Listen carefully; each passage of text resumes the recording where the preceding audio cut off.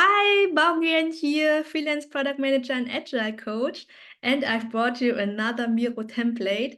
And actually, I created this only for myself. But then I thought maybe you could also benefit from this awesome template. It's actually a workshop planning Miro template. So actually, this is for you to create an awesome workshop and to plan it in advance. And yeah, I hope this will help you to come up with an awesome workshop where you have everything at hand and it really benefits your company or your department. Yeah, so let's have a look into this. I will walk you through my template and I'm really happy to hear about your feedback and if it helps you. So first of all, I have the general outline. This is quite easy to understand because actually you just put everything here that you know about your workshop and what you have planned so far. So what kind of company or department it is for, the workshop style you wanted to do it, and the date, as well as, if you already have it, a location for your workshop. And then, of course, it's important to understand the initial situation. Is there anything you can already build on this workshop? And then also to understand the purpose of the workshop. Maybe there's some backstory that you need to know. And of course, super important is the goal. What is the goal of the workshop? It's really important to align with your peers on this goal of the workshop. And based on this goal, you can understand, okay, who are the right people to involve in this workshop? So name all the people that you want to invite and then make up your mind what is known about them and how can they contribute to your workshop. And so you don't invite people that are not really contributing to this workshop and you can spare their free time.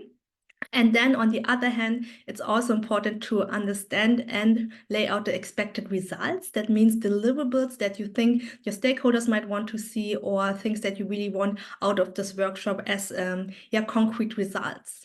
And yeah, this is all the general outline. And now we are moving on to the workshop design, which is my favorite part, to be honest.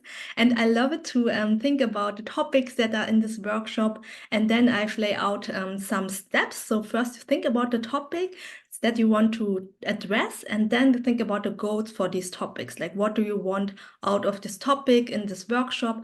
And then based on the goals, you would derive some methods. And that's how I think when I create a workshop. I always think about, okay, what's the topic? What's the goal that we want behind it? What's the suitable method? So it needs to be a method maybe in a discussion. How can you involve everyone from in this discussion to contribute to the topics? Things like that. And there's thousands of methods online that you can research. If you know your goal, it's way easier to look into different methods.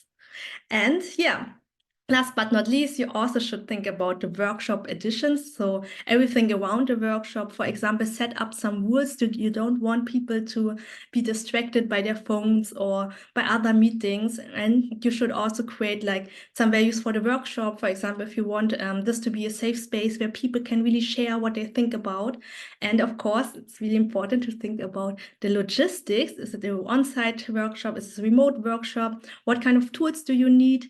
And how do you want to organize the breaks? Will there be snacks? Will there be some catering? Think about it.